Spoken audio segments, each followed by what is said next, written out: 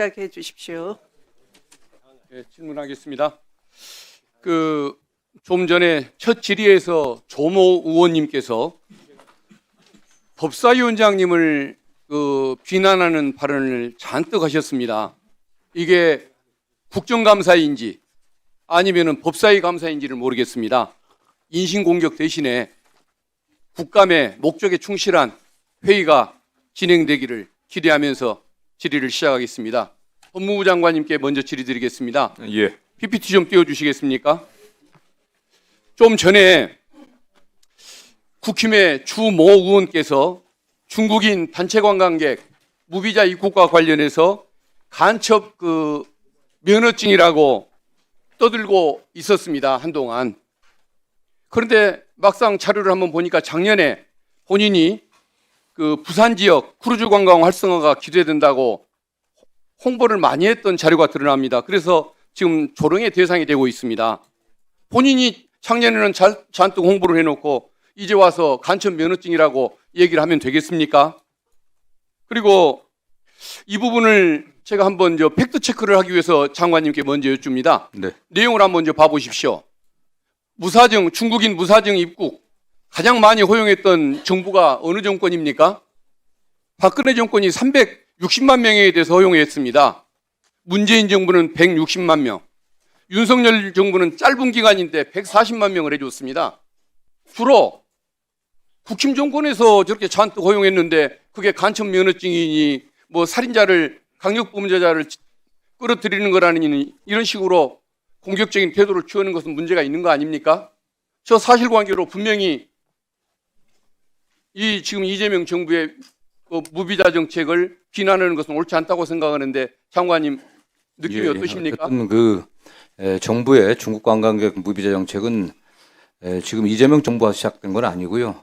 지난해 정부의 관광 활성화 정책에 따라 갖고서 지난 12월에 한덕수 총리 주재하에 관광 활성화 대책회에서 결정이 돼 갖고 올해 3월에 최상훈 부총리 하에 정책 결정 모임에서 결정됐던 겁니다. 그에 따른 거고요.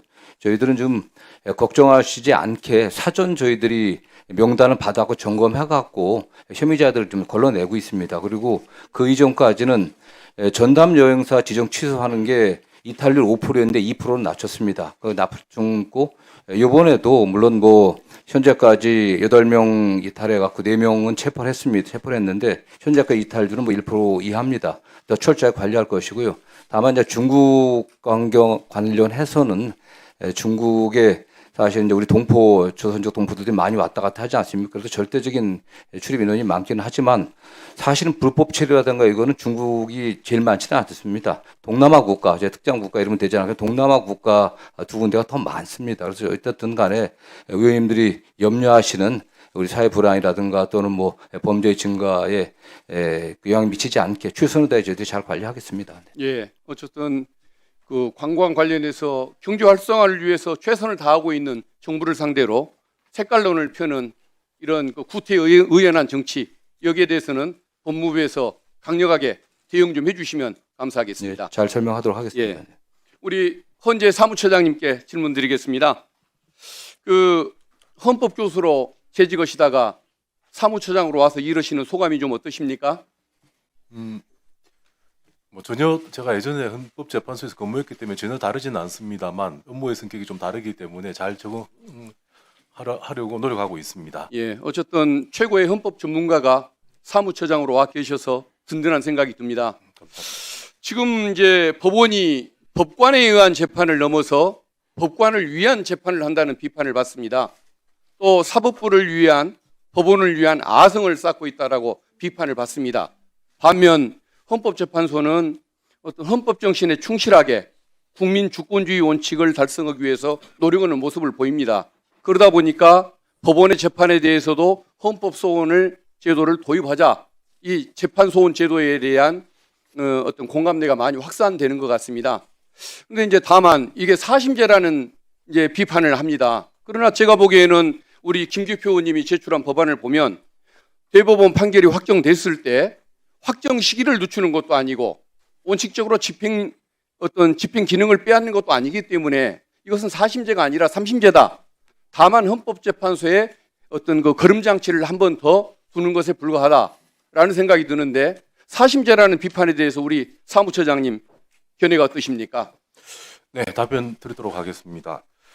저희들도 사심제라는 그 언론 보도나 지적은 재판 소원에 대한 부정적 평가에 기인하고 있는 것이라고 생각을 합니다. 법원은 사실화 확정과 법률 적용을 담당하는 사법기관이고 헌법재판소는 어디까지나 헌법을 해석함으로써 기본권을 보호하는 기관입니다. 법원 재판 역시 공권력으로서 국민의 기본권을 침해할 수 있고 그 경우에는 헌법재판소에 의해서 헌법적 판단을 받는 것이기 때문에 헌법심이라고 할 수 있고 사심제는 정확한 지적이 아니라고 생각합니다. 예. 그리고 이제 또 하나 그 우려가 헌법재판소가 너무 업무가 폭증하는 거 아니냐, 감당할 수 있겠냐, 이게 이제 두 번째 우려인 것 같은데 여기에 대한 견해는 어떠십니까? 네, 헌법재판소가 37년 동안 경험을 통해서 헌법소원 제도에 대한 여러 심사 기준을 확립하고 있습니다.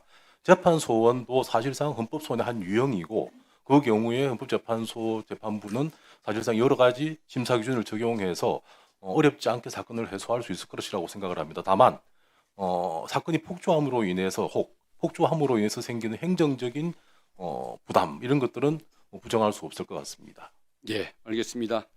어쨌든 좀 여기에 그 우리 민주당에서 발의한 법안에 대해서 사심제 비판, 업무 폭증 비판 이런 우려를 씻을 수 있도록 좀 더 세부적이고 전문적인 보완 의견을 주시면 그걸 입법에 잘 반영하도록 한번 노력을 해보겠습니다. 네, 그렇게 하도록 예, 연구 좀 많이 좀 해주시면 고맙겠습니다. 행정처장님 질문 드리겠습니다. 예. 제가 영장 예. 구속영장 예. 심사위원 제도를 도입하자 여기에 대해서도 국민의 목소리를 듣도록 국민의 사법 참여를 도입하자라고 지금 법안을 특별법을 제출을 했습니다. 예. 여기에 대해서 어떻게 생각하십니까? 영장 참여재판제도 말씀하시는 거죠? 예.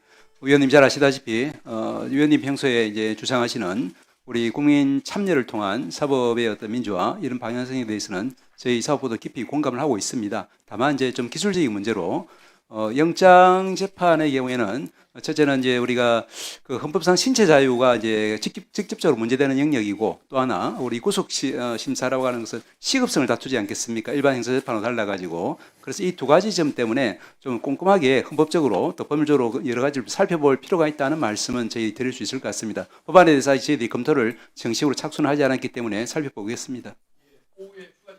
예.